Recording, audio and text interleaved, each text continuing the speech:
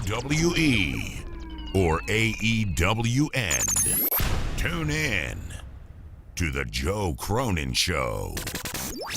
Live on YouTube for review and reaction. Joe Cronin and Jake break down all the action, all of it.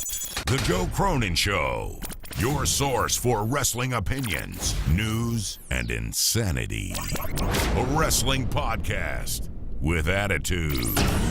Mature audiences only. Join our community of over 70,000 people.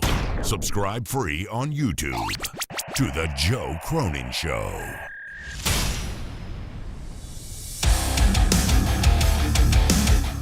What's up, wrestling fans? It's The Joe Cronin Show. It's WWE NXT Takeover in your house. Part 2 or whatever, I don't know.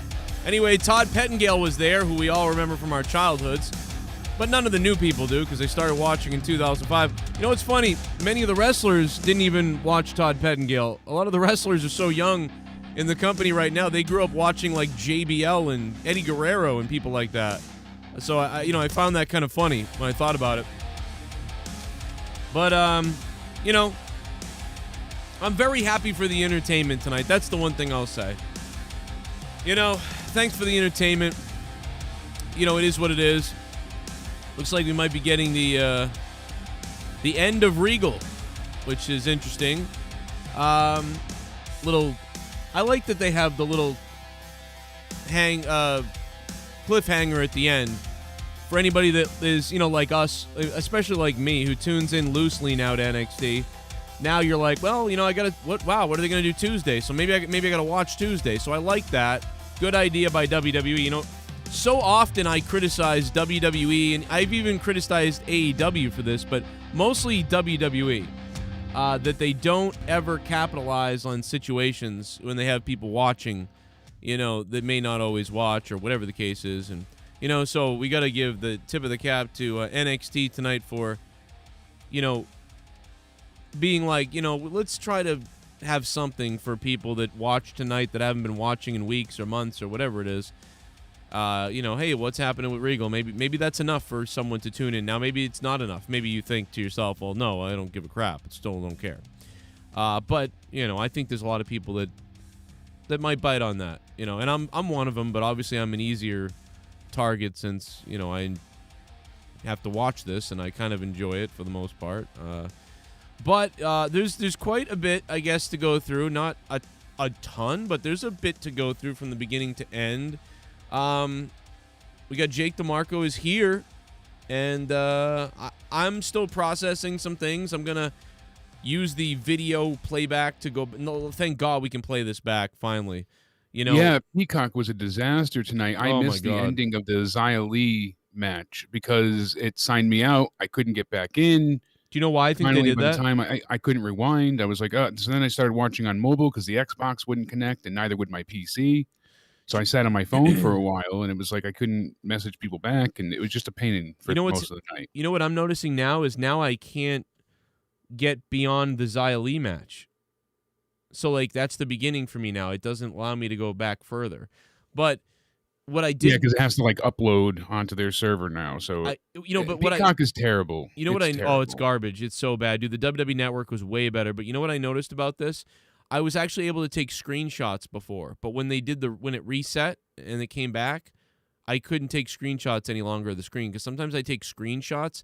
The reason is because I'm a little bit more visual. When I can be reminded of the visuals, I start thinking of all the things I saw, as opposed to when I write notes, I forget moves as well, because I write notes and I'm like, oh, crazy DDT, but you don't remember who did what or what the spot was. And, and I don't even really, most of the time I don't even get into that. I don't get into then they did this move, which I thought, I don't get that breakdowny into the thing. I really just kind of say whether the match was good or not and why. And yeah, if there's a few things that stick out, I'll mention it, but I won't go move by move breaking down the whole thing. I'll leave that to Spaz, who does a great job at that, by the way. It's an interesting, it's not my type of thing. I just can't, I don't know. It's not my thing. I don't break down every move. But what I can't, overall, what tonight was missing, I can tell you right off the bat, is that star power. We desperately needed it until we got really, because even the main event of the women's side of things didn't have that draw to it. Like, it was a good match. I really enjoyed it. That was probably my favorite match of the night, actually, was the women's title match. And believe it or not, I was really excited for the Fatal 5-Way. The booking was not great because they only had essentially 2 weeks to build it because they just had the Finn Balor rematch. So they didn't have this, lengthy feud to set everyone up. They did the best they could with the triple threat, and then Adam Cole breaking everything up there. You knew Karrion Kross was obviously going to retain here. Now, we had heard different things. Does Samoa Joe show up afterwards because he's been in the Performance Center? We heard that he might be the new GM. Well, now we see William Regal leaving, so maybe that is true. Right. Well, we hear he's going back to NXT, so that's very interesting. At the very least, it feels like there's a new GM coming. That rumor was true. Is it Samoa Joe? We heard he was going to be here tonight. He's not here tonight, but we're seeing a GM tease.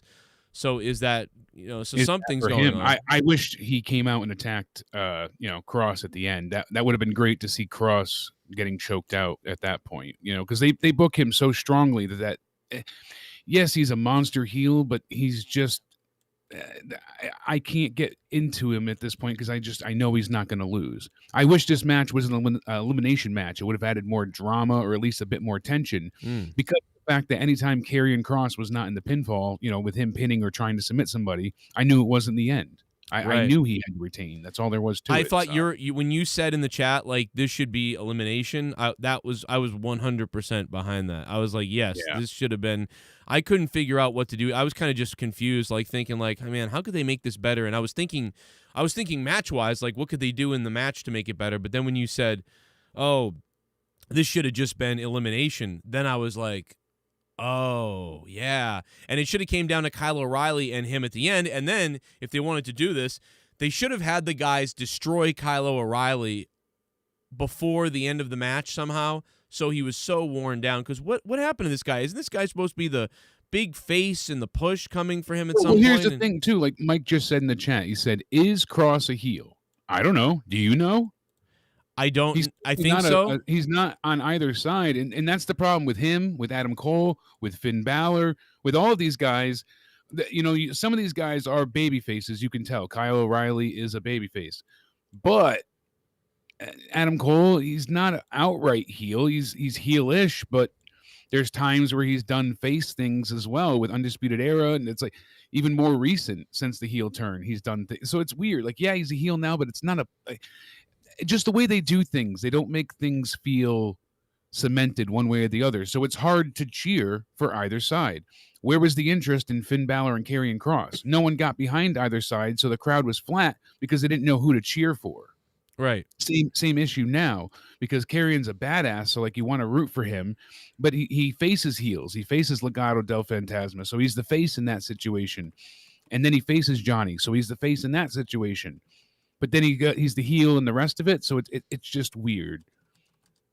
If you look at the other thing is the fucking music is horrible. Like the new music for everybody is garbage. Everybody sucks. Everybody that's getting a new theme song now is just doomed. Once they got rid of all the rights recently, that was whatever they lost. It's just been downhill since. Just pay the money. Think about it. Keith Lee, his new theme was terrible. And then going on from there, since they started changing people's music, it was just bad. Retributions was bad, so on and so forth. So yeah, Kyle O'Reilly, Adam Cole, Bobby Fish, all of them are screwed as far as the theme songs go. Oh yeah, they're so bad, and it's noticeable. Roderick Strong as well. So, dude, it's so noticeable. I wish Adam Cole got to keep the Undisputed Era theme. I don't know. Especially with the boom part. It doesn't fit to not have the song. I mean, it's that so should bad, just be his theme. I mean, I can't stress this enough. I mean, Triple H knows. You guys know. I mean, listen, guys, can you please do something? Get these themes back. I mean, this is not good. I don't care who decided on these themes. And I got to tell you, man, this is bad. Adam Cole's theme is not exciting at all. Yeah. Only Kross's theme really is good. And that's all he is. A promo out of to this match saying, all you are is an entrance. That's all he is. An entrance, because that's essentially what he is right now. He's got this very, and I like I liked him as Killer Kross. I like Karrion Kross as well. I like him with Scarlett. I like the package that they have. Well, It's just they need to make him more dedicated to, are you a face or are you a heel? It's not you don't know what his character is because he doesn't have one yet. He's challenging people and he's facing people up front. I'll face all 5 of you. So that's very facish. You know, he's being a good guy, giving everybody a shot. But then he won't let go of the chokeholds, and so it's like it's confusing. And it does confuse fans. You heard by the reaction. So theme music is very important, no doubt about it. Five Dogs right there. It's always been important. Yep. And we've stressed that enough before. I'll tell you something right now. There's a lot of people who get behind Cody Rhodes because of his theme music. Cody Rhodes' theme, that American Nightmare song and what it means and how it sounds and everything else, that tells you right there. When that guy would come live anywhere or when he first came out in AEW, that theme says, what if Cody Rhodes' theme wasn't that American Nightmare song? And you may not like it, but, not you, but anybody out there. But most people tend to like it. And it's very upbeat. If his theme was more like, dun, dun, dun, dun, dun, dun, dun, dun, dun, dun, dun, like, no, but, like, you'd just be like, I mean, you'd have to see Cody to get excited. Like, okay, there he is. I'm going to get excited now. But his theme is exciting. And we've been over this a million times, so I'm not going to beat a dead horse about themes, but it goddamn matters. Like, and I don't know how they don't, like, they how could they not listen to this. these things and just be like, oh, this is okay for now? Like, it's not even a temporary theme. It's just the other thing horrible. that's crazy is they've always done it right. Like, that's the thing is we're sitting here, somebody early in the chat, oh, you guys hate WWE. What do you think about AEW, loser? Well, guess what? I've always said WWE has always had good themes. Since the 80s to literally a couple years ago, they could do no wrong. Gimmicks. You think of the Mountie, and you think of how many, even with the the Goon and Doink, even those silly gimmicks had great themes. Right. The Repo Man, my God, you go on and on throughout the years, and then the Attitude Era was a gold mine for theme songs. I used to listen to the WWE The Music Volume 3 and 4, and I think even 5 at that point, as listening to music people would put in regular CDs because I love the theme songs. Mm-hmm. And the music was just great at that point, and it stayed good. Then they started using more bands again, and having and that's when Kill Switch and others came in. Our Lady Peace. What's Kross's finishing move? He does that rear choke. Okay, so I would change Kross's move to a spinning the guy around like he's gonna do like he's going to do the Crossroads. He's going to do Crossroads. But instead, what he does is he gets the guy's head locked in here, and he takes Cross jacket. That's what he calls it. Cross jacket. That's pretty good, though. I don't know if you should change it. Yeah, but I got like this idea. Name, he takes the guy's head. He looks like he's going to Crossroads the guy. He tucks the head underneath the arm. The guy's stomach is out, and he's got the guy inverted, right? And the guy's got his neck back like this, and his neck is exposed because he's holding his head like this, like he's going to flip him and Crossroads him. But instead of that, he takes his hand and he looks up at his hand and he kind of looks crazy at it. And then he goes, and he takes his claws and he goes into someone's neck. And when he does that, the person's fucking convulsing and it's like he's jamming his claws into the throat and the neck of the person. And eventually they pass out or they're just fucking in pain. I don't know, maybe that's too cartoony, but to me, some kind of visual thing where he does some kind of crazy thing. That's right. Where he does it's like the stiff form to the back of the head, and that works well too. But I like that better. He should have a more impactful DDT type move. I don't want him to DDT him though. That's the thing is I think I'm working backwards here. I think I'm saying no. I'm saying, but something with a heavy impact. Yeah. Like what you said. I'm saying something like that. Yeah. Okay. The other thing I would like to see him do is a inverted suplex into the buckles. I think if he picks someone up for a suplex, but they're not back, they're flipped the other way. So you got him on an inverted suplex, and instead of going backwards with them, he drops them forward into the buckle. It's sort of a risky move a little bit, but if people are willing to accept it, I think once in a while you should pop that out in a match. So he doesn't whip that out every match, but every once in a while, Kross has this thing where he calls it, something, hang him high or something. I don't know. He calls it the something. executioner, whatever it might be, whatever, something like that. Like where once in a while he whips that out. Being predictable is okay at times. We knew Kenny Omega was going to retain, but that triple threat that Kenny had at the last pay-per-view at Double or Nothing was amazing. That was great. Orange Cassidy, Pac, and Kenny killed it, but we knew Kenny was going to retain. I mean, obviously, they had no chance in hell. Orange Cassidy is not going to be the AEW champion yet, maybe in the future. But so knowing the outcome is not always a big deal because it's all about how they present it, and what they do for you. But I mean, lo and behold, tonight, that was a bit of a hard problem with them because the outcomes were very predictable. They had a smaller audience. They didn't have 1,000 people. They only had 300, which was better than not having fans or a Thunderdome. I'm happy they had some. I would have liked more, but that's me being greedy, no doubt about it. Right.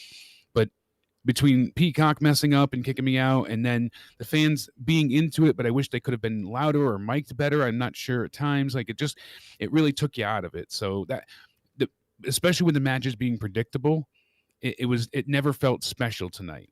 Part of that is because we're not really engaged with the characters like we used to be. You said so yourself. You're watching sporadically. I'm still watching weekly, but I'm not having to watch live. I'll watch the next day so I can fast forward and skip through commercials. And I've seen, I don't care about this too much. And there's not that much that I'm like overly, truly dedicatedly interested in.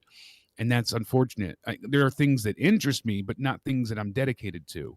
As where NXT years ago, I absolutely lived for. Right. So. Yeah. We lived for NXT, and we said, this is awesome. This is amazing. We thought, it was going to be hard for AEW to match NXT because they were so perfect. NXT was so perfect. This is better than last year, but it's not. And this match got better, by the way. Like when this about halfway to the beginning of this, to the halfway through mark on this match, I said, everybody in the chat was saying the same thing too. A lot of them, they were like, man, I don't know. The best match of the night was like the first match, and not really much, really. And then this one, I think, ended up getting to be tied or close or something. What's the match of the night tonight to you? It was the women's. Some people felt that went a bit long, but I really liked the women's title match. Some of the reversals and moves and the story they told, I really, really enjoyed. So. I think that's the one I'm going with too. I really do. The opening match was great, and I liked Bronson Reed. Like, I liked MSK one by one going for the dives, and then Legado del Fantasmas themselves are going for dives, and then you have Bronson Reed himself going out like after Escobar. So it was a bunch of cool moments and great spots, and Bronson Reed being the big man. But again, all of them just won these titles. There's no way they were going to transfer the belts this soon. Right. Or they would wait and do it in front of fans. It was just way too predictable for them to not have it happen there. So unfortunately that kind of held the match back, but I would say the women's match would be my match of the night. The title match. I think I might be agreeing with you. It's really hard to say for me, but I do think I want to agree with you. Maybe I'll think about it some more. Guys, if you want, super chats are available down below. If you want to drop a dono, the link is down below for Streamlab Elements or Streamlabs, whatever. It's all down below. All the donation amounts are listed as well. If you guys want to say anything, drop anything, let us know tonight what you think of the show, and love to hear from you guys. And shout out to Justin McNeil, became a $25 producer on Patreon. Shout out to him. I'm going to have a lot more podcasts coming throughout the week. And I'm going to be starting my solo podcast when I will have some guests sometimes, and I'll be doing solo stuff. It's going to be full comedy, pretty much. Some serious stuff, but mostly comedy type stuff. So it's going to be over the top. It's going to be ruthless. So just for the people that haven't seen that, look for that on Patreon coming up soon. I think I might keep that meant to offend. I might just call it Joe Cronin. I don't know yet. I really been trying to do it for a while, and I bounced with all these names, and it gets confusing. But tonight, it started nice. Pettingale was beautiful. I absolutely love that. And I guess Triple H and Shawn Michaels kicked off the show. We missed it. So that was pretty cool.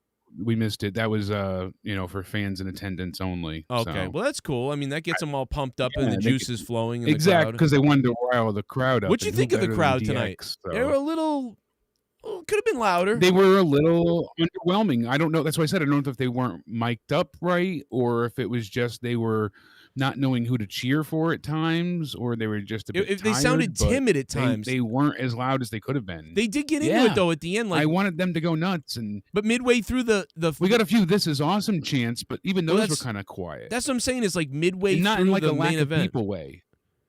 Yeah, midway through the main event, I heard you've seen them. PWG shows with 75 people sound like a 10,000 person arena because they're screaming at the top of their lungs.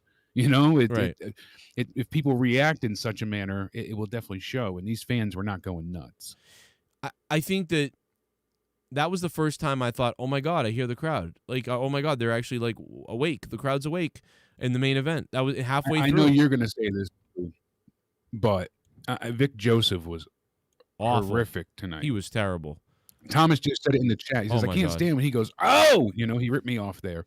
At least mine only came during the $10 donation. This dude is like constant. And he does it all the time. And it's just like, what are you doing? Why? It's just frustrating. He sounds like he really is like went to the like, dude. It literally sounds like he went to the Michael Cole school. Like, I don't know how old is Vic Joseph. I thought he was my age because when I met him when I was down at NXT and they chose him over me. I was in the building the day that they were like, "Come on in, we're going to talk to you." Yeah, he's my age, so I thought so. July 8th, 1985. We had a lot of things in common. A little bit after yours. A lot of things in common, but I swear to God, he hasn't been a fan as long as me. He's grown up on Michael Cole. Like, I'm dead serious. This guy grew up on fucking Michael Cole. So he is a Michael Cole carbon copy. He knows what they want. He likes Michael Cole. Couldn't be any more perfect. I don't think my commentary's like that. And by the way, I do also, really quickly, side note real quick, a lot of you guys said you tried to purchase New England All-Star Wrestling the other night when I was there doing commentary live, streaming on iPay-per-view. We had some kind of issue with the server, and the iPay-per-view didn't stream. So because of that, they're editing it, and it's going to go up soon. When it goes up, I'll let you guys know if you want to buy it or you want to look at it or whatever. I think, but anyway, the point of this is Vic Joseph was terrible. There were times, see, he's pretty good. It's not he's terrible, but it's just like those Cole mannerisms are so implanted. I can tell, and it's annoying. I don't like them. Yeah, right. I think Wade Barrett is a downgrade from Nigel, but he's good. So Wade Barrett is good, but he's a downgrade from Nigel. That's all I can think about is Nigel, and all I can think about with Vic Joseph is that should be Morrow.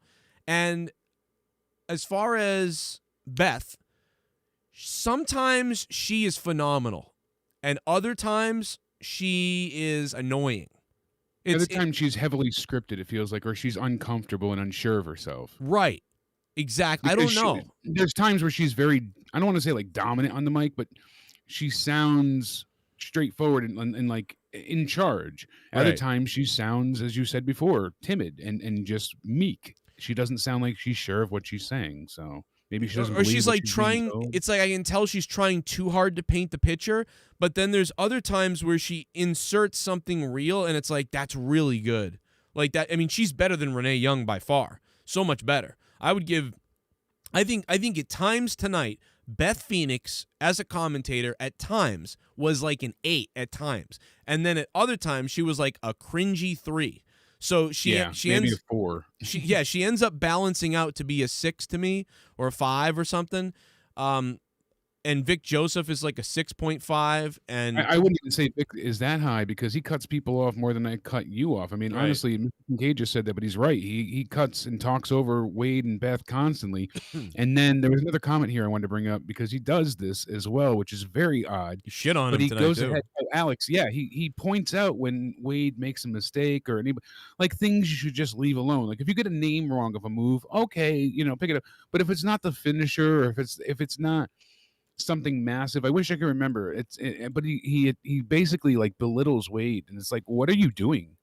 Why are you trying to sound? Everybody said that tonight. What the hell was that? Little Michael Cole idiosyncrasies where he likes to nitpick and attack people on the air, and he's very eccentric like that. And he's not exciting in by any means because of it. He's just annoying because it grates on you because he's constantly attacking everybody else. Yeah, I don't get it. I don't understand why they think he fits well, especially in that position. I don't know. Mannerisms too. I talk with my hands, but he's just very Nosferatu. I'm telling you, dude. He drove me nuts tonight, but he always does. He's always bothered me, and I know that a little bit of it is my own annoyance of him getting hired. But I don't know. Let's go ahead and listen to a dono.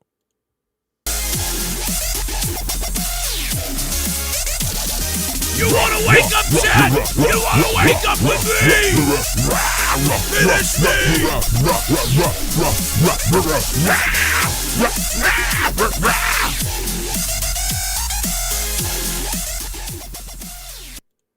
some reason I miss phoning you from a booth. I miss phone booths, I miss phone booths. I miss phoning you from a fucking phone booth. I miss phone booths. I miss phoning you. I miss phoning you from a fucking phone booth. Well, I'm glad you memorized the donation song, baby. What's up? Fecal Matter's on the floor. Thanks for the donation, man. I appreciate that. You might be the top dog tonight, Fecal Matter on the floor. It's a weird top dog to have, but we'll get you up there as the top dog in just a second here. Top dog. Jake, who do you want to be top dog tonight? Be honest. Don't lie. I'd like to see Soundwave take over. Oh, yeah? So, yeah, you're right. Soundwave is usually a donator. Fecal Matter on the floor, Yeah, you are the top dog. Fecal Matter's got it right now. You know what I don't know about? Maybe the chat might know, or you might have a update, but whatever happened to Steamboat's son, Richie? Got paralyzed.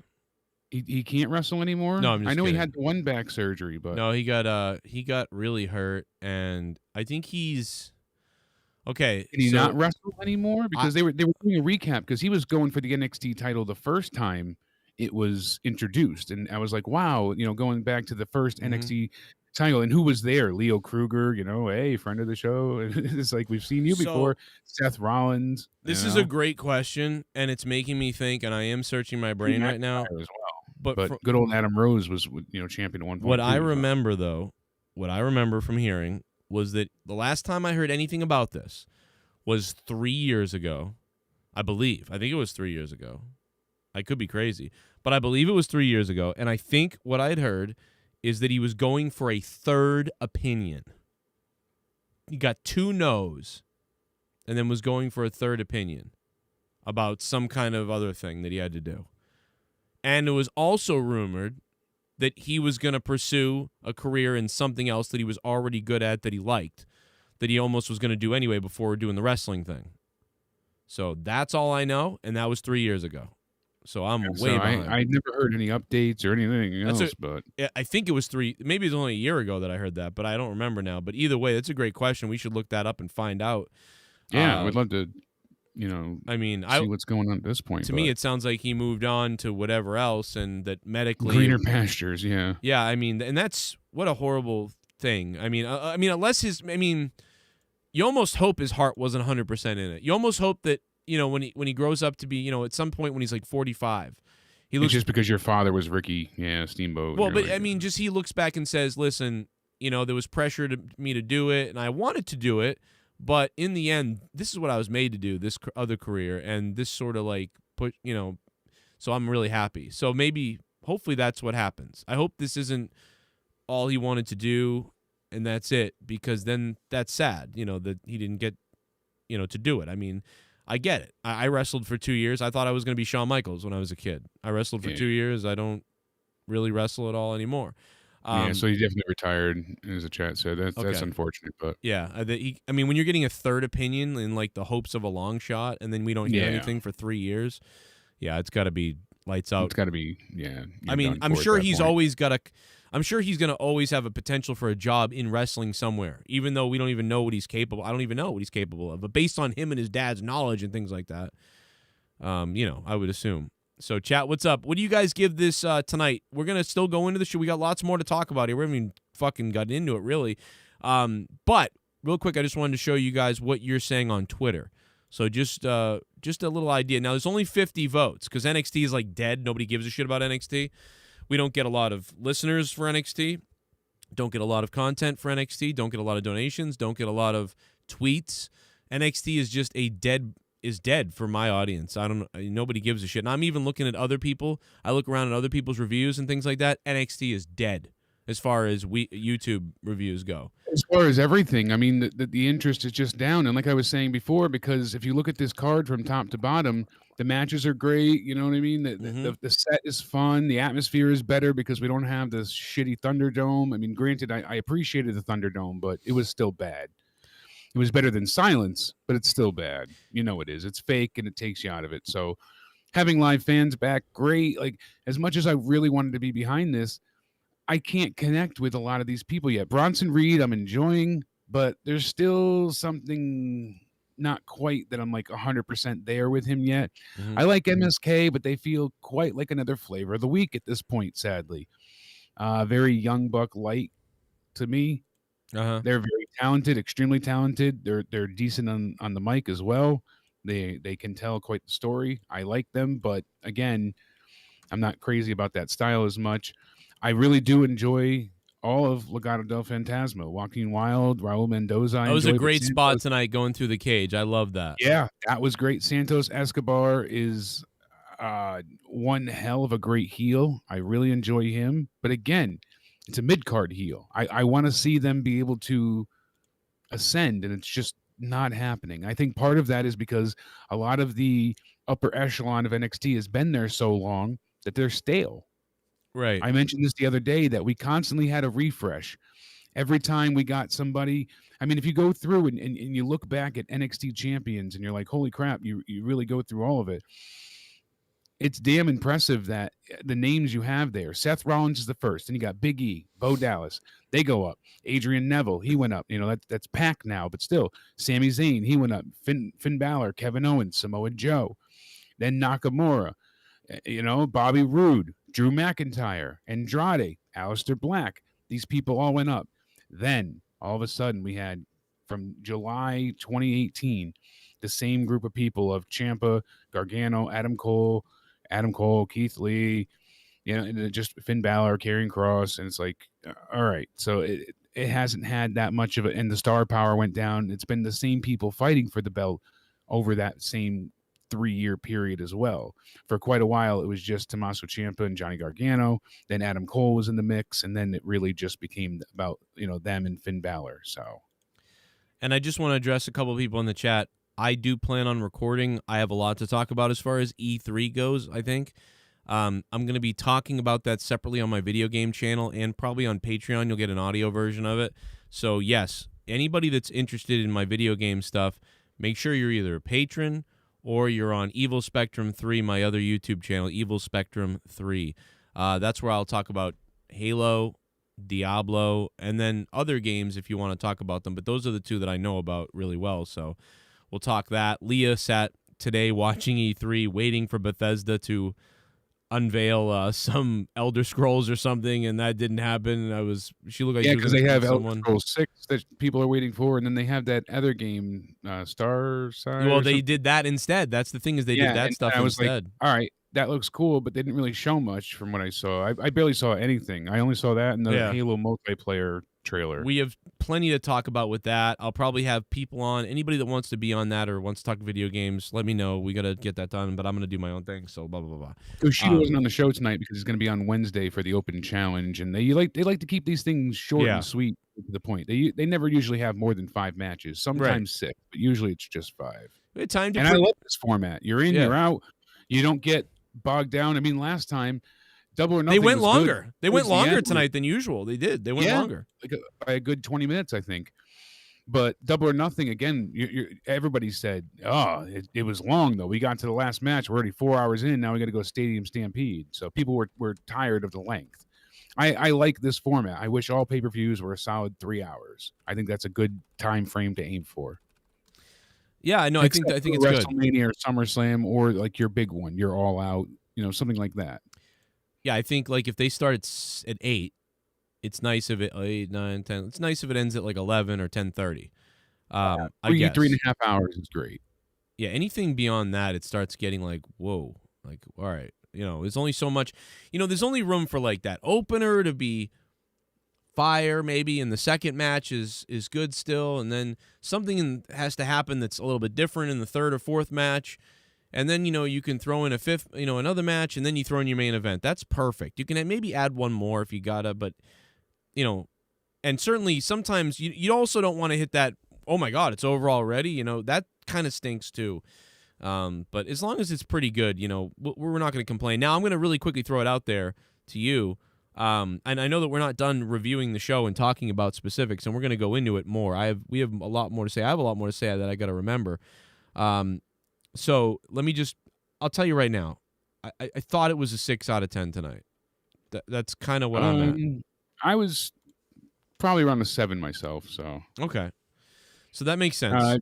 Io Shirai returned on NXT last week. She came out to help Poppy and kind of, save her from not getting beat, but what would have turned into a fight. So that's cool that she's back.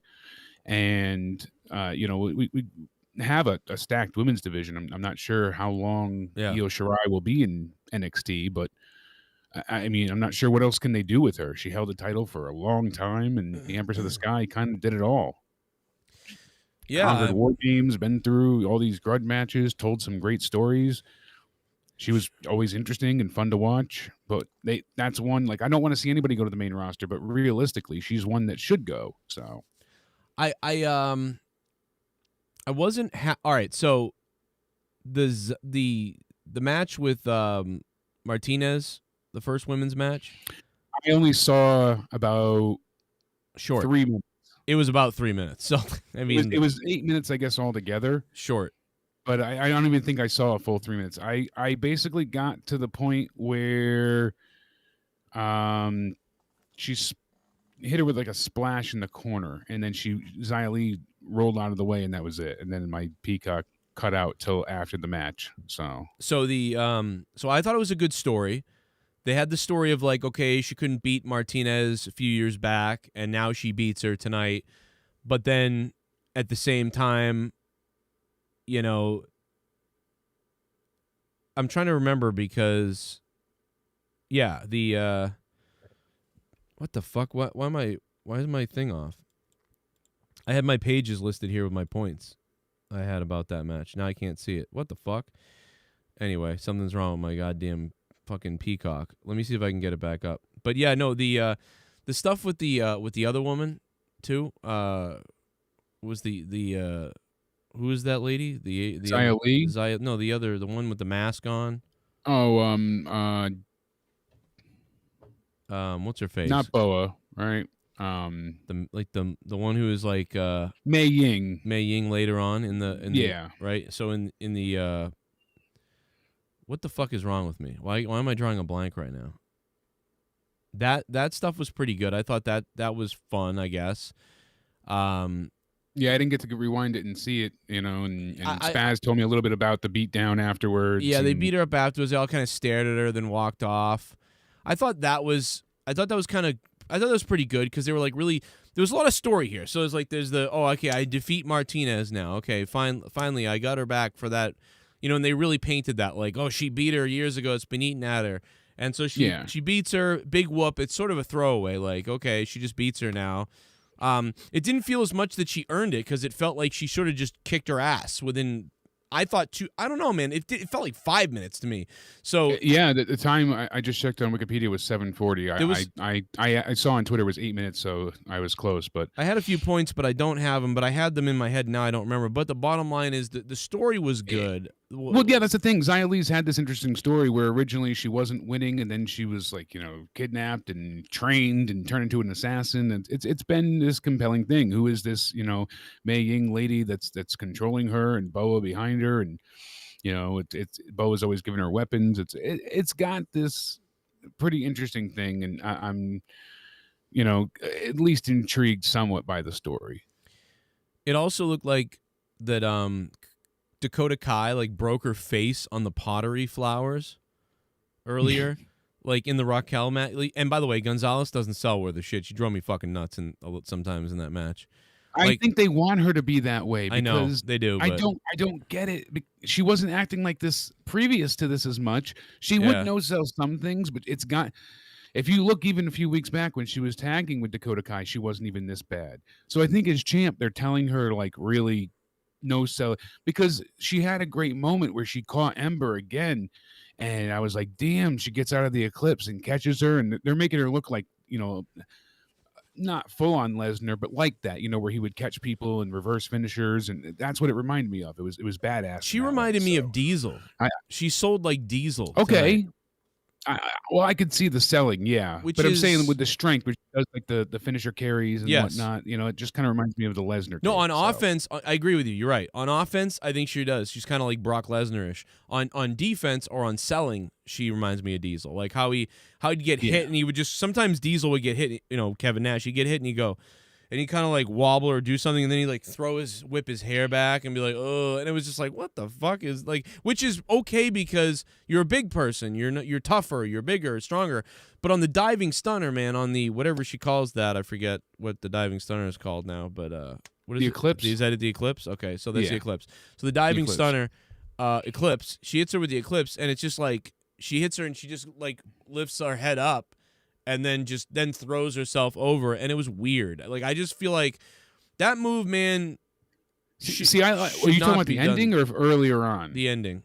Okay, see, I like that because then she hit her with snake eyes, and then she gets her with that great choke slam power bomb, basically, and she slammed her down. That's okay. finish That's fine. I'm talking great. about Ember Moon's move on Raquel. Like, the Eclipse that she blocked. No, not when she blocked it. So earlier. Oh, when she actually hit it. So when earlier. She hit okay, it. that's what I'm saying. Yeah. When she hit it, it was like. And that's when Dakota Kai put her foot on the rope. Right, but it was okay, like. Yeah, that one didn't look good at all. But that it's looked like shit. I felt like for how it looked, like you shouldn't need Dakota Kai to put your foot on the rope. It didn't even look good. So it looked like that's the problem. She should have been able to kick out her. I would have understood if the story there was, oh, she kicks out, like that didn't affect her enough. But instead they protect the finisher with Dakota Kai putting her foot on the rope. But that drove me nuts because I hated the sell of whatever. So I mean we're getting into like I was confused. we're nitpicking. I'm nitpicking right now. I know that, but I wish that she had. I just on that, and I know it's hard because it's like a weird move. You're jumping off the rope. You got to catch their head without breaking their jaws. You grab them, and then you got to go down with them and sell it. But it just looks really bad sometimes if somebody doesn't go down or doesn't explode on it. Or it would have been better if she went down as she caught her. She went down on her knees and took it like a stunner, and then fell over or rolled over or jacked into her and then fell over.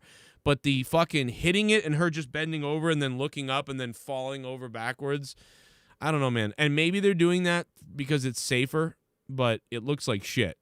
It ruins the whole point of the diving stunner of the Eclipse. Well, that's the thing, and I don't know why they would want. I agree though, and then the second time after she got it, she went and she hit her with the code breaker, and then she goes up for the Eclipse again. And that's when she blocked it. So I was like, okay, you repeated what you did before, but if it didn't work before, what, you know, so, the psychology wasn't great. But I still liked how she countered the ending to me. I love that sequence. That was fantastic. So when she hit her, because she catches her, she blocks the Eclipse, she gets her with snake eyes, and then hits her with the one-arm choke power bomb, whatever you want to call it. And shout out to I was like, all right, good, predictable, but we knew Ember Moon, but I like Shotzi returning as well. That was something I thought was going to happen. Spaz thought Tegan Knox might be coming back, but I guess this Wednesday she's going to be on the bump announcing her return. Yeah, good. Yeah, all right. Keep her off a little bit longer, and they didn't need her tonight, but good call because, like you said, Shotzi showed up. But at least we know that she'll be back soon. Yeah, good. Yeah, no, we got to get her back, and hope to God, please, like, bless her ACLs or something. I mean, that poor girl. What the fuck? We got to go to the donations real quick. Congrats, Justin Barrasso. Pretty interesting. Fun to see him. I thought it was fun to see him. That geeky idiot. Justin Barrasso gets to, be on the show with us, with Lex Luthor. So that was a good part of the show. Let's go to a dono. It's Irvin Stalker, and he says, "Stupid Peacock. Had to pirate stream it. Why do I pay?"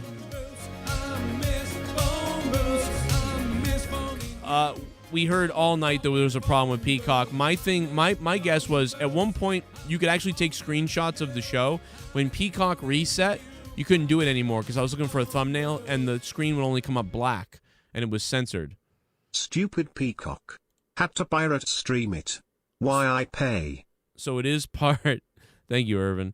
It could be that could be part of it that they thought, oh my God, we forgot to put the sensor on it or whatever. I don't know, but I think they were just having problems. I mean, PlayStation 4, I heard from people on that they had trouble all night. Peacock just sucks. Like, it's not good.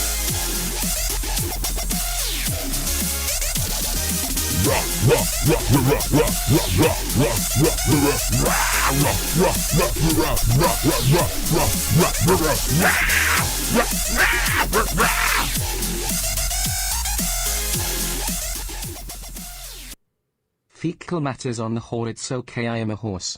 Fecal matters on the whore, it's okay, I am a nail. Fecal matters on the whore, it's okay, I am a horse. Fecal matters on the whore, it could be worse, it could be on the floor, but it isn't. It's on the whore. Well, sir, the next Monetize This championship will be defended next week. I'm going to put the belt on the line next week. Drew's back. Everybody's Next back. week? Oh, shit. Take a There look we at go. this. Jake, make your plans, motherfucker. I'm putting this belt on the line. I'll monetize this next week. Raul Pacheco, thanks for subbing to the channel, man. What's going on, man? Raul. I thought it said Paul. Ooh. My bad. Raul, Gargle. Paul, Raul. You know, I don't know. My bad. My name's Nad backwards. If you spell it backwards, it's Nad. Cross is boring. Does 2 moves. Vince will make Scarlett bigger star and will come all over her. Samoa Joe or Daniel Bryan, new GM that leads to match with Cross. Yeah, it does feel like that. I don't think William Regal's going to retire. That's just my opinion. I don't know anything. It's just a guess, but I don't think he'll retire. I think he might step away, though. There was a point in time before where he wanted to take a break and mini vacation, so He might that's just what I'm leaning on. He could be done, but he loves this so much. I have a hard time picturing him walking away now. Could be a big work too for us just to have Well, it something. could be because they're going back on the road soon, and he doesn't want to do that. Maybe. Yeah. You never know. Yeah, Anything's possible at this point. We really don't. We don't know. But at least it's interesting. We don't know what to expect. Exactly. Tuesday, so. At least it gives us an NXT opening. was boring. And I'm what sorry happens. couldn't get through the first hour by the Colonel Santos Antio, a Filipino aka Pacific Ocean Oh. Mexican, or since you look Asian I will call you a jungle Jap. Oh my God, AJ Adams, you were. That's a new one. Good Lord, Jungle Jap. What the hell? Well, he's black. He can say that. AJ Adams, thank you, sir. I understand that it was a little lackluster to me tonight. I mean, I gave it a 6 out of 10, but it's still better than Raw, still better than a lot of things. I was hoping it would have been a little better than it was, but it was still good. It was it was nice to watch. Like I said, it was entertaining. There were good matches. It was lacking star power. So good to see, like you said, Justin Barrasso. I've always liked what he's done with SI. So good to see him. And we get this, Oh shit, Sir Huggington's. Yo, we might eat our own shitty. Eat our own shitty. In the city of Philly, we eat shitty. We're gritty as can be. We can survive off our motherfucking own feces. In Philly, we're gritty. In Philly, we're gritty. In Soul City, we'll eat our own shitty. In Philly, that's why our mascot looks like a. The only thing I cared about going in was Grimes winning the $1 million title. After he lost and main title match started, I said the worst options win. Cross wins, Dunn wins, Cross wins by DQ. Cross won to silence.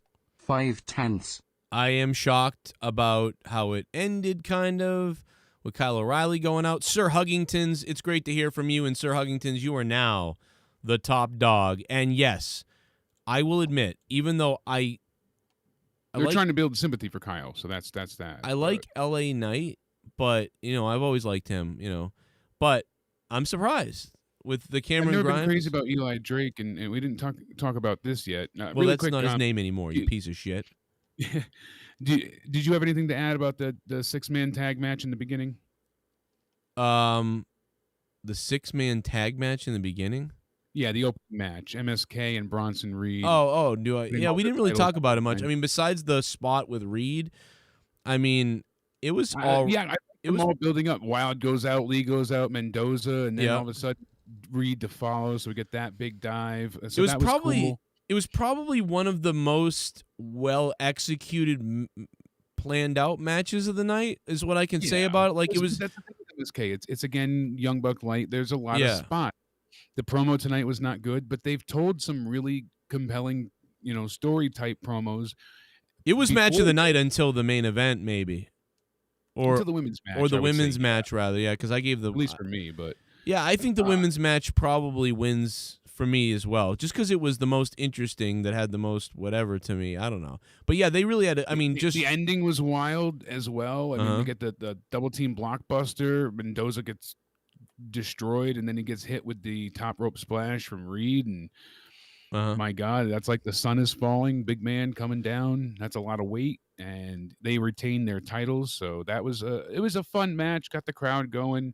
The Michinoku driver from Escobar looked great. There was a lot of cool moments. Carter looked probably better than everybody at What's some hilarious is that it's probably one of the lesser exciting opening matches of any NXT Takeover. Like, it's in the bottom 5, but it actually was one of the best like matches tonight. And like you said, they had a plan.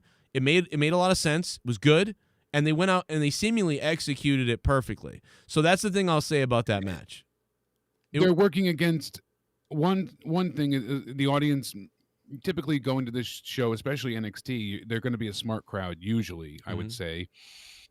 So you know who's going to win this one. You know they're retaining because they just got the belts. There's not much. So that's again why the matches that people seem to get more into is the finishes they didn't know what were coming. Right. The ladder match and apparently but I think the ladder one was a little downer. I think people weren't. I think they hit they just wanted Cameron Grimes to win. I think they were more behind Cameron Grimes. But you heard the audible like, oh, because LA Knight won. You're right. And on top of that, I just thought the match was weird. Like it was a few of the times. Yeah, it was awkward. We'll just head right into that because there's not much else to say about the opening match. The spots were executed well, but they were just spots. Right. I will say, though, that was one of the best dive sequences I've seen in a long time because it didn't look like they were actively trying to catch each other. Right. It looked like it was an actual attack. It was like a last-minute jump, too, and it felt like they were... Yeah, I agree with you. That was pretty good. So that's the first time I've seen a dive in a while that, especially that many dives that worked in succession. I thought... it was stuff. Good, man. I give those guys a thumbs up. I think there's really not a lot more they could have done to be better in that match. So that's a very... And then they keep announcing that they're back on the road, Joe. Tickets are for sale in all of these locations. Apparently, in some markets, they have not even sold like barely 500 to 1,000 tickets. I mean, it is really abysmal at this point. I know that they were talking about it earlier today on Wrestling Observer, and we heard it outright. The facts that Superdad said it as well. Louisville has only sold 500 tickets. Why would you go to Louisville? Why would you go there? It's one of the most dead, silent crowds. Nobody gives a fuck out there. It's the worst. Why would you go there? But AEW was able to sell, they're not doing talking that about great WWE, either, though. but they're going to arenas that sell 5,000 tickets and max, and they're selling 2,000 to 3,000.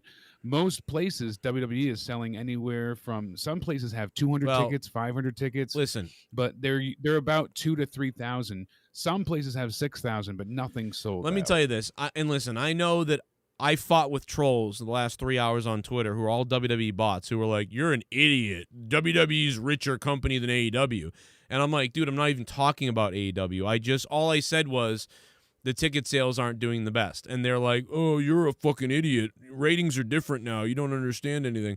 And I'm like, here we go. I mean, you can see the fights on Twitter with me and the bots. Hundreds of people coming at me, flipping out on me. But here's the thing.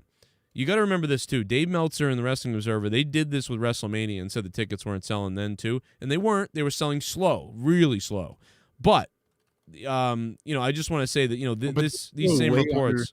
Performed for WrestleMania, though. That was true. No, I know. Out of 25,000, they only, a pittance of each night. So I'm just saying that, this is a little bit of propaganda, but truth. So, but here's the other thing. Yeah, it is over sensationalized, no doubt about it. Because, but when people want tickets to these shows, though, they usually buy them right away. So now people are they still hesitant to go out? Well, I don't think so, because you look at other sports. Look at UFC. They did a $6 million plus game. Well, we knew this was going to happen because we said for how long? I mean, dude, before the pandemic, all we did was make fun of the tarps. They had tarps. Yeah, they had 3 things tarped off. And so think back then, right before the pandemic, the average Raw rating at the time before the pandemic or right towards the end or whatever, I don't remember exactly what it was, but I dare to say, I think we were around 2 million. Or 2.1 million, 2.2 million. Right. So it's about 2.2 million. I think it was 2.4. So since the pandemic, you've legitimately completely lost about 200 to 300,000 people watching Raw. And more than that. And I'm not done. No, I'm not done. So that you've actually lost, like completely lost 200 to 300,000 people that will not watch again. And there's about 300,000 people to 400,000 people who fluctuate, who, what I mean? Who like, okay, now I'm not watching, now I'll watch again. Okay, now I'm watching for 3 weeks. Okay, now I'm back. people that are giving it a chance once in a while or when they can, watching it still. But there's got to be at least 300,000 people since the pandemic who are done. That's what I was going to say.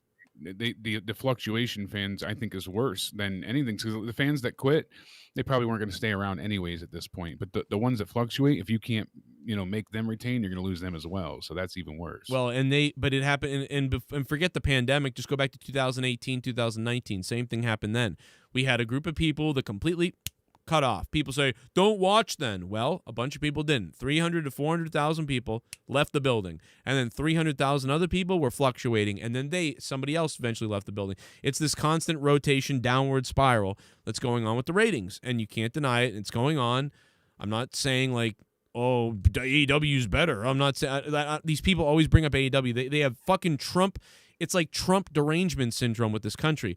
These WWE fans have AEW derangement syndrome. I say, wow. No doubt about it. And they think ratings don't matter. Of course they matter, because if people aren't watching, then people won't go to the live shows. It matters, you fucking idiots. And then they go, oh, well, they're beating AEW, you idiot.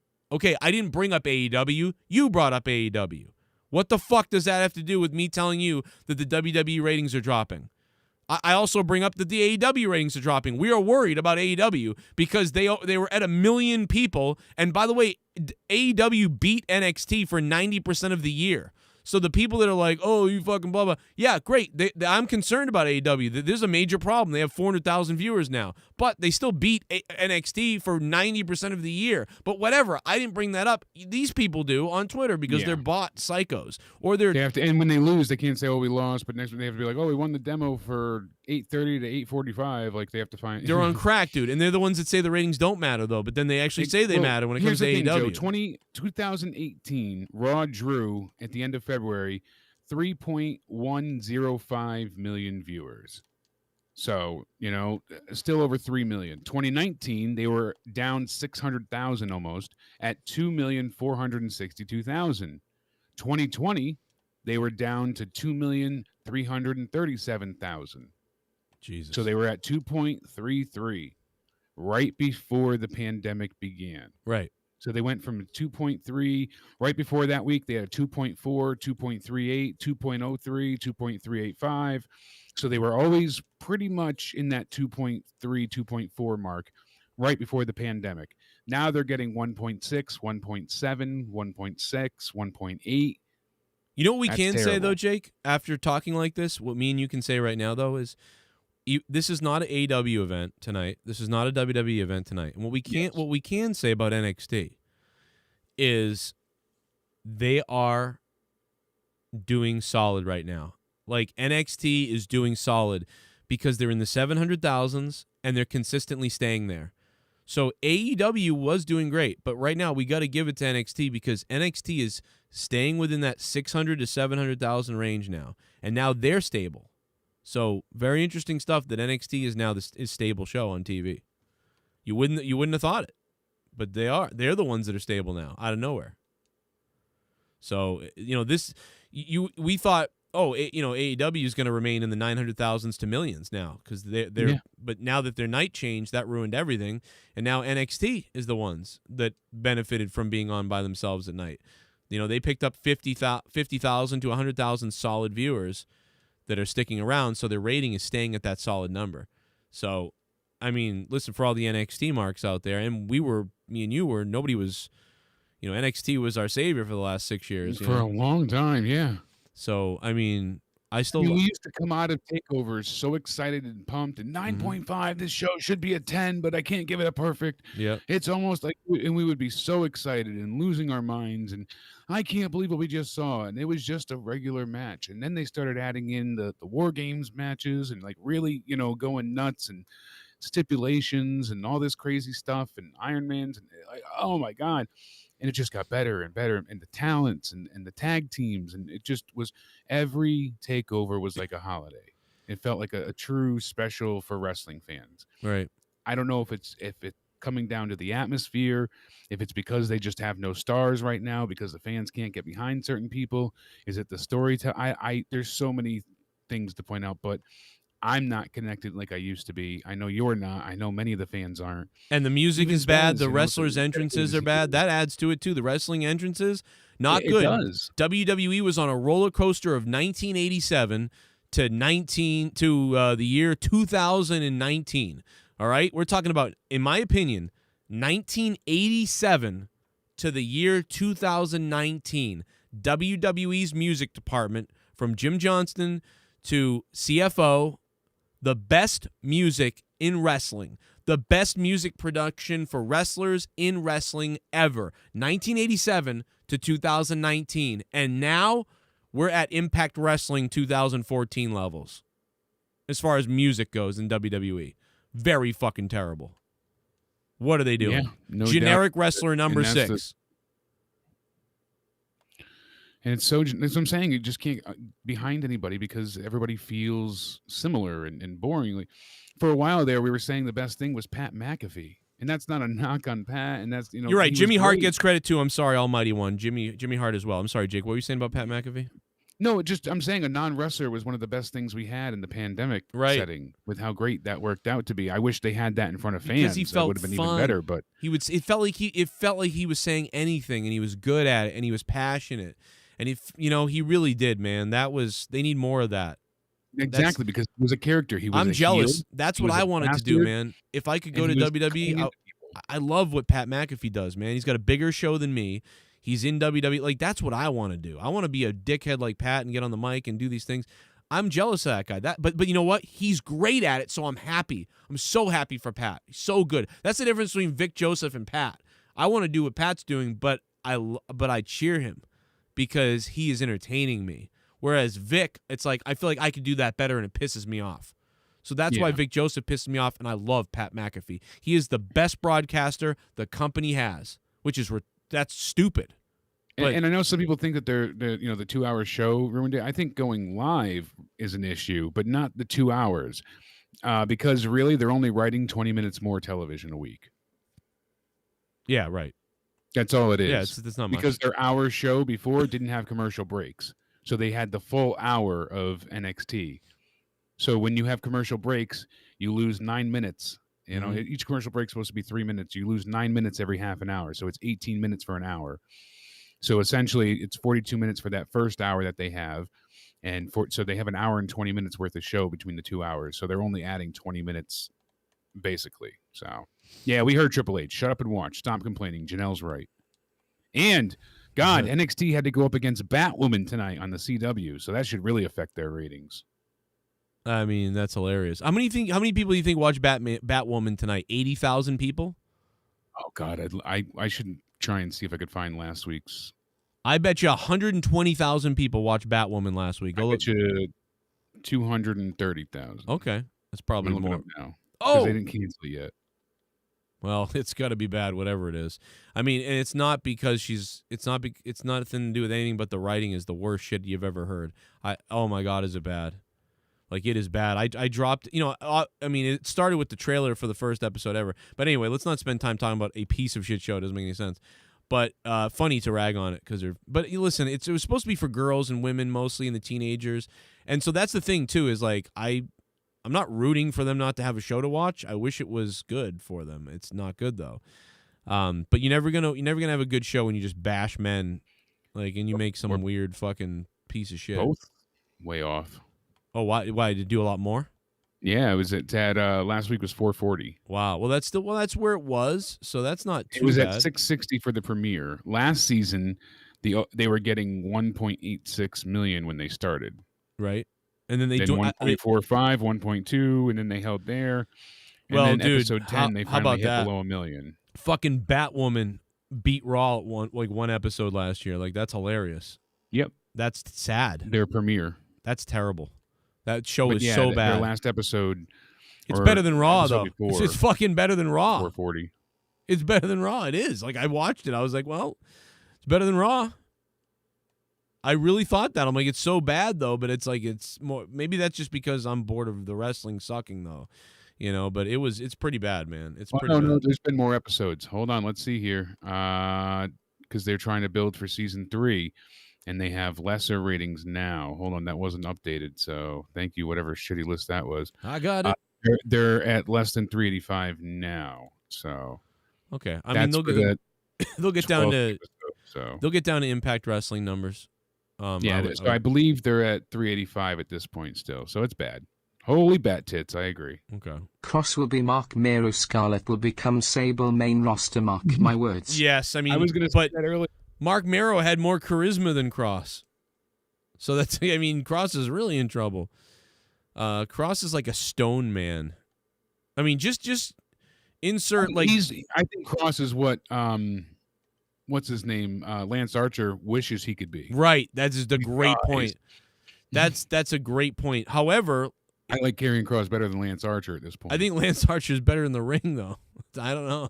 Really? See, I think no, but Lance Archer's character is so terrible and his personality is so bad that I would rather, like, if you told me, would you like to book Lance Archer or would you like to book Karrion Kross? I'd be like Kross. Oh, I'm booking Kross. Some reason I miss. Some reason I miss. Some reason I miss phoning you from a phone booth. I miss phone booths. I miss phone booths. I miss phoning you from a fucking phone booth. I miss phone booths. I miss phoning you. I miss phoning you from a fucking phone booth. Woo! Good night everyone, hopefully you'll have a good upcoming work week. Peace out Joe and Jake. Oh my God, Cody Mastro, what's up, man? Dude, Cody Mastro's fucking... So first of all, everybody's horny for Cody Mastro's girlfriend. She's hot. Everybody loves her. Everybody loves her. Well, But- after she whipped those sex toys, Famous B even But eventually no, gave her a pass last Famous B shit on her last night. And Cody told me that she was not happy about it.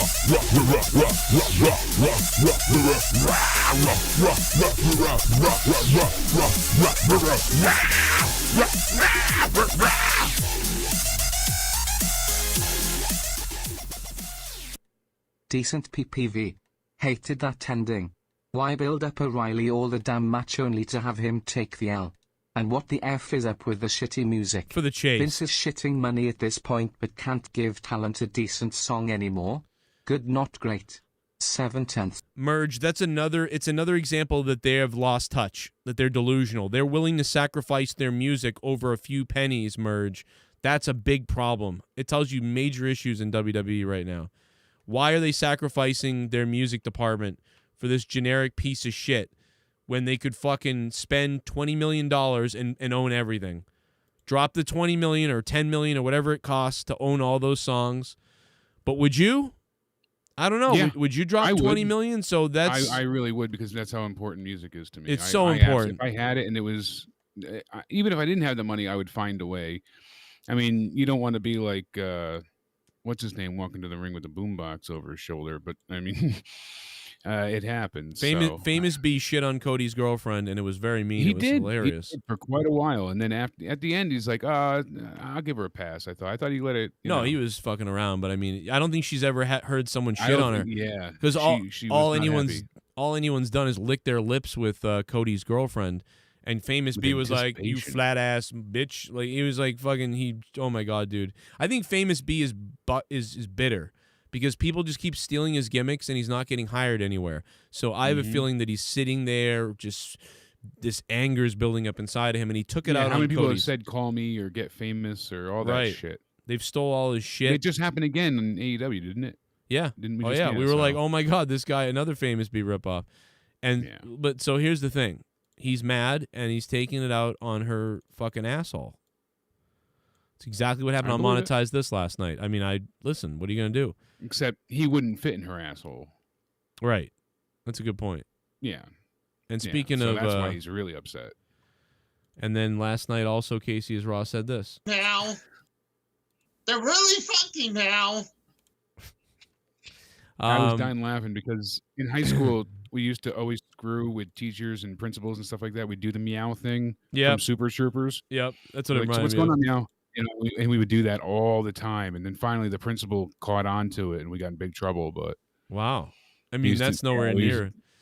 We brought grenades to our school. Well, I mean, you do what you have to, but Yeah, people. It wasn't Shotgun Tuesday for nothing. Jesus, I mean that principal should have shut the fuck up if that's all you guys did to him. Our principal got fucking covered in shaving cream. We tortured him. We really tortured the bastard. But When they put student IDs on everybody, holy fuck, bro, that principal got fucking shit on, dude, by everybody. He like left after the year after I was out of high school. I found out he was gone. He left, and he was I believe he was it. out. We had our vice principal leave our junior year, so our senior year, the replacement we had basically had a stress attack and left and got replaced. So I believe it. There's a new Ryback and Kamala Harris Ryback Don't Come donation at the $30 spot for anybody that doesn't know about it. Now you know about it. I'd give tonight a 6.5 out of 10. Jake gives it a 7. And the ending was supposed to be essentially to let you think Kyle was going to win. He's got Cole locked up in that heel hook. Adam Cole looks like he's about to tap finally because he's got it cinched in for a long time. And then all of a sudden, Karrion Kross locks in the cross jacket. So what's going to happen? Is Cole going to tap or is Riley going to pass out? But then Kyle's done.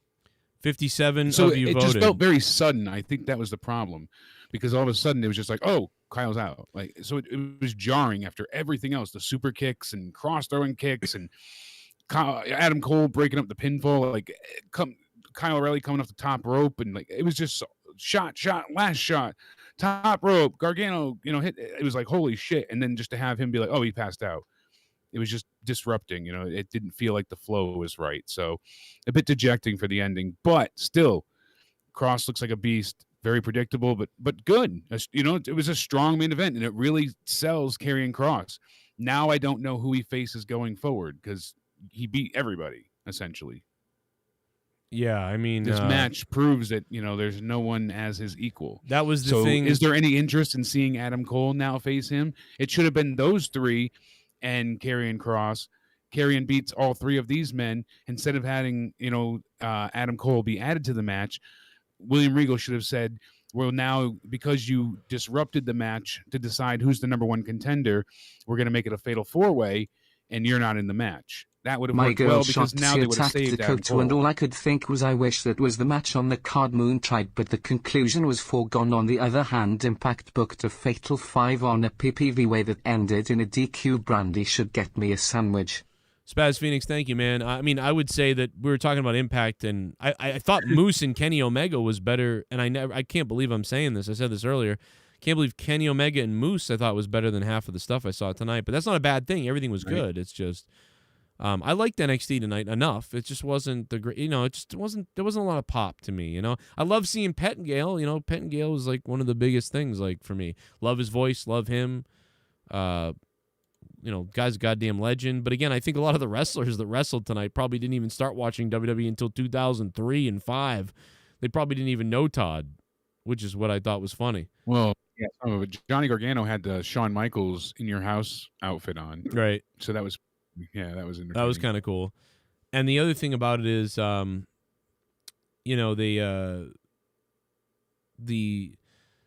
throwback thing is fun and stuff, but I almost felt, I don't know, man, it almost didn't mix right.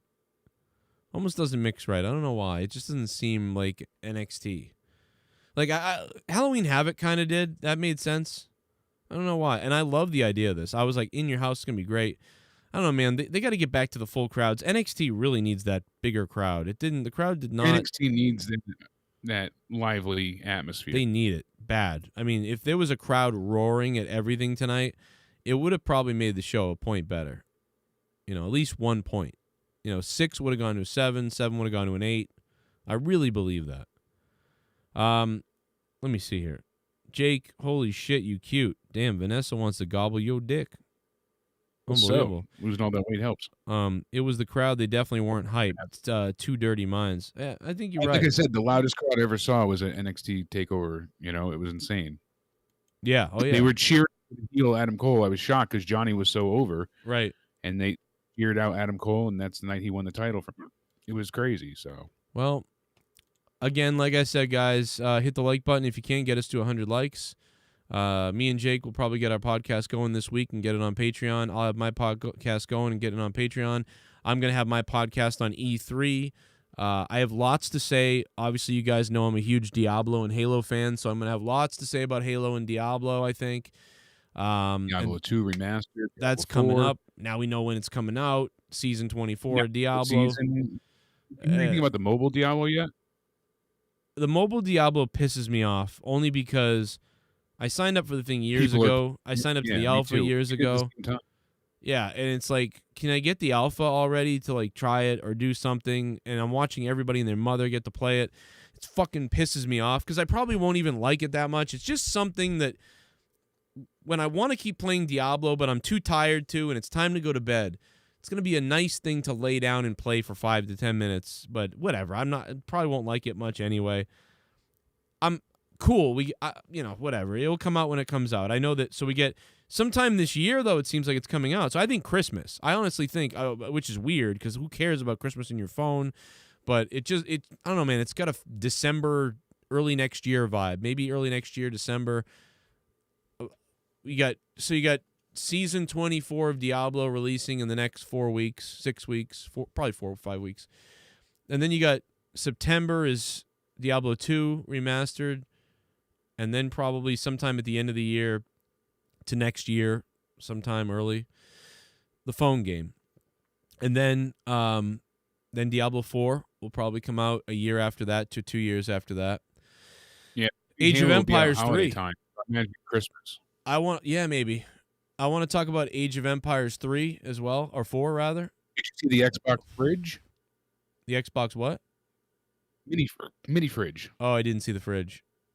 Again? It's real. There's Remember another one? when they were selling the big fridge? Well, they made a mini fridge. Oh, they made so they made one anyone can buy. I might buy that. That's cool. On there, it's the new console with the mini fridge.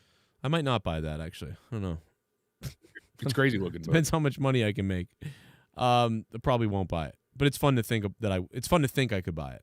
That's, you know what I mean? I want to say thank you guys for supporting me on Patreon, man, and the people that have been donating. Thank you guys for that, for trying to keep the show going and keep all my shows going and everything going.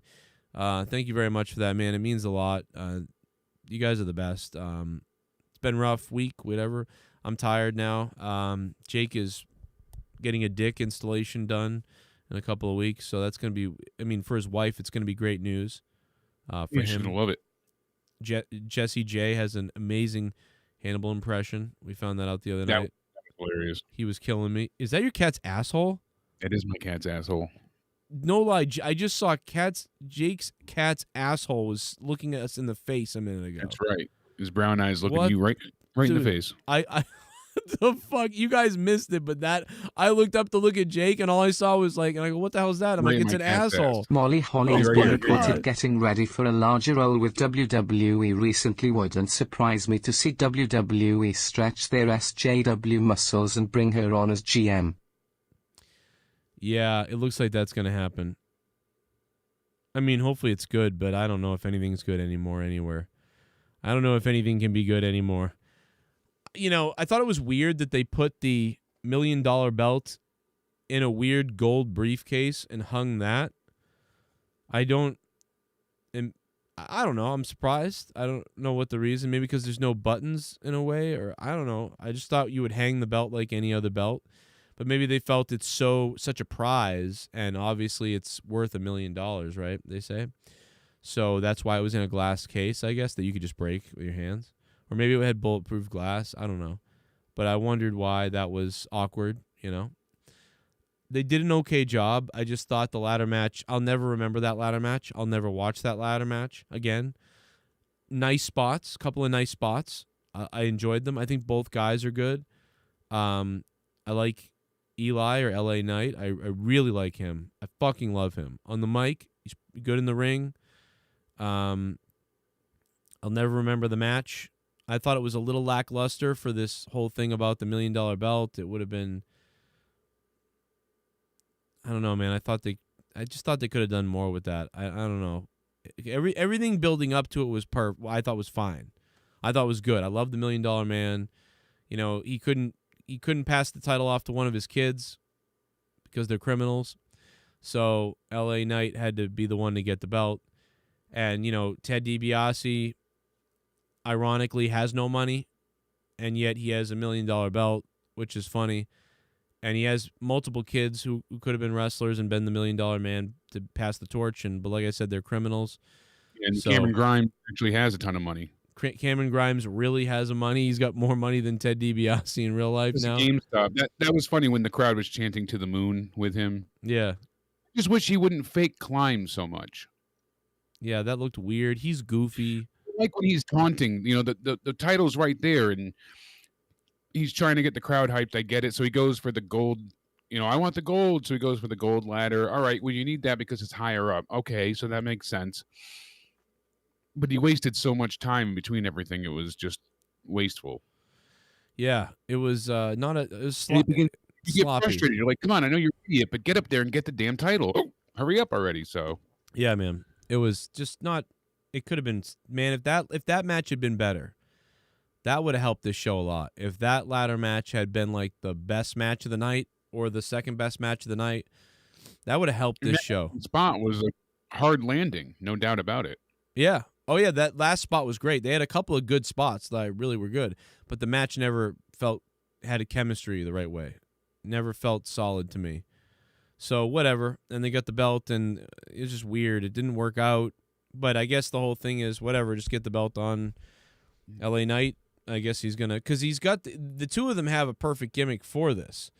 So it would have worked either way, I guess. But I like that LA Knight has it because he seems more like the real, serious, legitimate heel. Dingleberry is too goofy in face to be carrying the $1 Million title. Plus, I think they want him to probably win in front of fans, like everybody. They're trying to build him up to be a fan favorite right now. So that was the best part. TLWG Keith. It was when he flipped him off the ladder, because not only that, you had to really that spot was brutal. Had to be lined up really good too, like pretty damn good. He had to jump the right way, all that other bullshit. But listen, guys.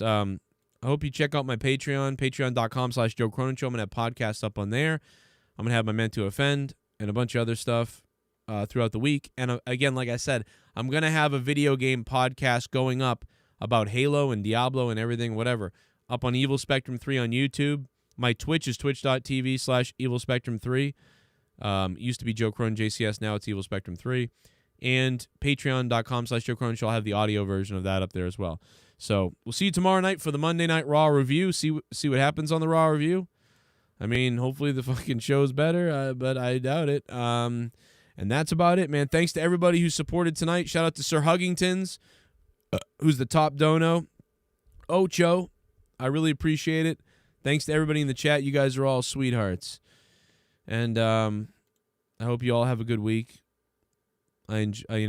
Sitting here for the last 6 hours has been really interesting. So, wow, what a night. Thank you all. And I'll catch you tomorrow night for the Raw review.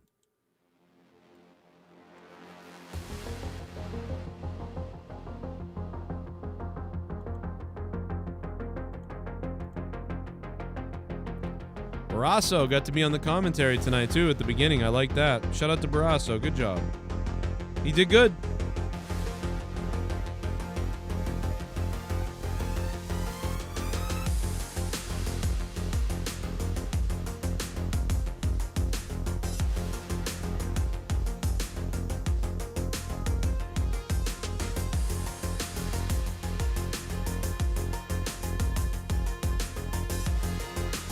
If you mismonetized this the other night, go check it out.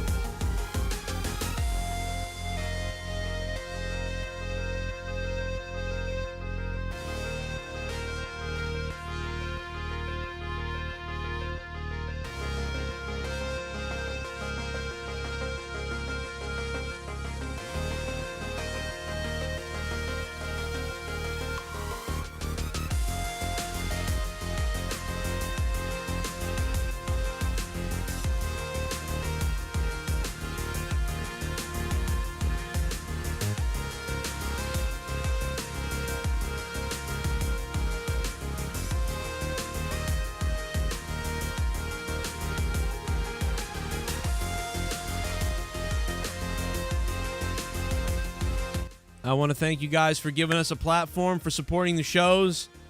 I know it's helped me out a lot, and it's definitely helped Jake out. You know, I mean, if he he wasn't doing this, he would be doing a mass shooting somewhere. So shout out to you guys for keeping Jake here and keeping him away from doing a mass shooting. Also, shout out to pigeons. Shout out to the pigeons out there that were on my lawn away today. from the drugs and the Joe. Right. Yes. And Bullfrog. You know, thank God Bullfrog watches. If he didn't watch these shows, he'd be camping in a playground. Said that he's coming back once he has his surgery at the end of the month. Oh, fuck himself. Goodbye, That's what everybody. he wanted me to tell you. So Well, I hope he dies. We'll see you guys. Good night.